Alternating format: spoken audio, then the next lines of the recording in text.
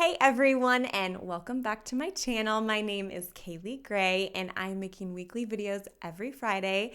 And today I have Monica Tanner with me.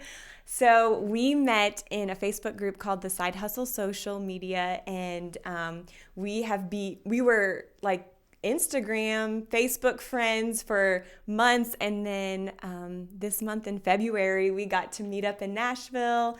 And she has a marriage podcast, and I'm going to have you share a little bit about that. But I just wanted her to come and give us some relationship advice. So, I'll do the best I can. yes. So, tell us a little bit about your podcast and I know you do more than just marriage advice. Kind of tell everybody who you are and what you do. Yeah, so my name is Monica Tanner. I am the wife of a super hunk and boss mom of four small humans.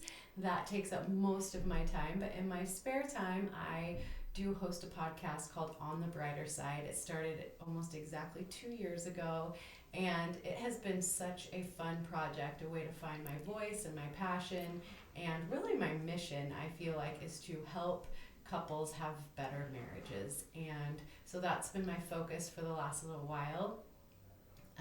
What else do you want to know? Well, I think we should just kind of get right into it. Sure. How did you meet your husband? Oh, this is a great story. Well, I had just graduated from college at the University of Texas in Austin, and he was there working for the summer in summer sales, and we met at church. We didn't really meet there. I was speaking, and he saw me, but I didn't really know who he was or pay any attention to him. And so I just kind of walked right by, and of course, he was like, oh. It made him want it even more. So a couple nights later, it was actually his birthday, and I went with my roommates to this big party that his friends were throwing for him.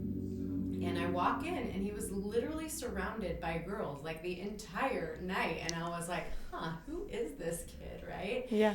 And I didn't even have a conversation with him until we were leaving that night. And he was standing at the door, and he's like, you probably want my autograph. And I was like, wow. And he's cocky too, right? Well, if you know my husband, he's not really cocky. But anyways, we started talking a little bit. My roommates had gone ahead of me, and they had found some more people who were playing a little game outside. And so by the time we walked outside, they were playing soccer. And so we jumped in, and at one point the ball went over across the pool, and I ran to go get it, and he followed after me, and we just started a conversation, and we talked for like a couple of hours, and everyone was like, at least throw the ball back, right? So we threw the ball back and continued to talk for a couple of hours, and that really was history. We saw each other like every day after that, and we just Because how long have you been married, did you say? we've been married 18 years. Wow, Mm-hmm. that's amazing. Yeah. Okay, well, how did you know that he was the one? You know, it wasn't an all at once kind of thing. It was just like, wow, we clicked, and we just really got along. It was he was very easy to talk to, and we, you know, saw eye to eye on so many different things. I think we really became really good friends 1st, and I knew that I loved spending time with this person, and he made me feel great. You know, that giddy feeling when you're just like, I love spending time with him. And when I wasn't with him, I wanted to be with him, and when I was with him, I didn't want to leave him. And you know, I felt like I was becoming a better version of myself because of him. Wow. So I was motivated by him to become a better version of myself, we'll say it that way. And you know, it just got to a point where like we don't ever like to be away from each other, so we should probably just seal this deal. That's amazing. And I like what you said, like you liked who you were and you felt that you were better, like he made you better. And I think that's so important in relationships is finding somebody who is going to not make you better but encourage you and challenge you. And so I think that's Absolutely, and I think that's such an important dynamic of our relationship is that we do challenge each other, we do support each other in becoming the best version of ourselves. And you know, that's just, I think, such an important dynamic in a marriage, that you are each other's biggest cheerleaders, and you let each other have space to grow and learn and become. Yeah, that's so good. So you said you have 4 children. How did marriage change after having kids? Was it different? Like, because were you married 2 years before you had your first? No, we actually were pregnant 5 months after we got Okay. married. Okay. So we had our first baby just a little over a year after we had been married. So it was quick for us. Okay. But I think when you say how did it change after children, well, of course it drastically changed, but so many things change all the time. So it changed from when we went from newlyweds to back into school for him. It changed, we moved several times in our marriage, and it changed after our first child, our second child, our third child, and our fourth child. And it continues to change all the time, which is what is so exciting and wonderful about marriage, because it's a huge adventure, and you get to experience it with your very best friend. And so through all of life's changes, I mean, I change, he changed, we change together, we grow and learn together, we experience ups and the downs, but we get to do it together, and we get to share our feelings and our thoughts and our lessons and all of those things. And so everything is always changing. I love, yeah. That change is constant. The only rule in life, the only constant is change. Yeah. Wow. So, kind of going back, I don't know if you dated a lot before your husband, but red flags, those are a big thing when somebody's dating somebody or getting to know someone. What are some red flags that, you maybe talk about that when somebody is pursuing someone that they should look at? Like, what's, maybe your top red flags? Yeah, I think there's a couple of big ones. The first one I would say is if you feel like you have to change some aspect of yourself to be accepted by this person, then that's definitely a big red flag. If you feel like you can be yourself, whether you're having a good day or a bad day, if you can just show up and be loved and accepted for however you show up that day, I think that's definitely good. So if you feel like you're having to hide something or change something, that's a big red flag.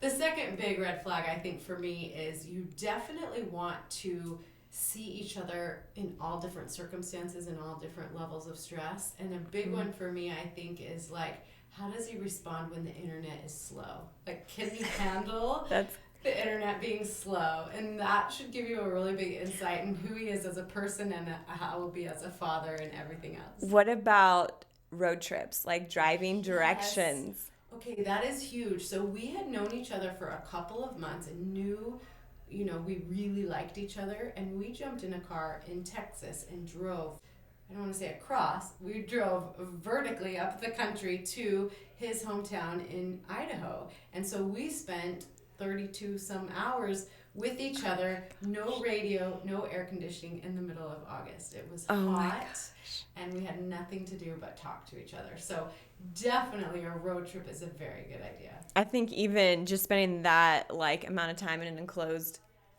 area, as well as who's going to be the navigational driver, because I feel like I've heard so many people talk about fights starting over directions. And let me just tell you that when my husband and I took that epic road trip together, and there has been many since, we were actually using an atlas map.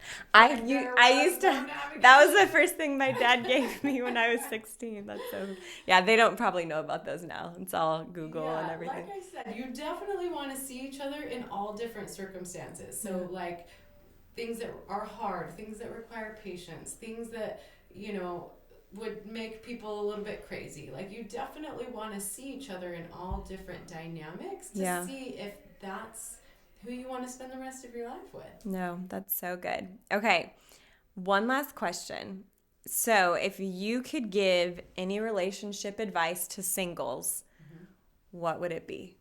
Become the absolute best version of yourself, because the bottom line is you are going to come to your marriage, and I don't believe in any of this he completes me garbage. Like, you are a complete person, so become the absolute best version of that person, knowing that it's going to continue to evolve and change over time, but you want to be able to give your very best to your spouse. So do anything you can. When you're single, you have more time than ever. Yeah. And so, develop those skills that you want to have and become, truly learn the things you need to learn from every experience, and just become that person that you are looking for, and that person will be drawn to you. That's my best advice. That's so good. Okay, what about for married couples? What is like your favorite advice to give to married couples? Oh, love, love, love with all of your heart. You're going to experience the good and the bad, and you just have to support and love each other through it all. That's so good. This has been so amazing getting to interview you and just get to talk to you about this. And I'm going to link all of her information below, her Instagram, her podcast, because you guys need to follow her, check her out, because she is so inspiring. And she's always happy. I love her smile. You're always smiling. So I love that. And be sure, if you have not subscribed to this channel, to hit that red button below. And I will see you guys next Friday. Thank you so much.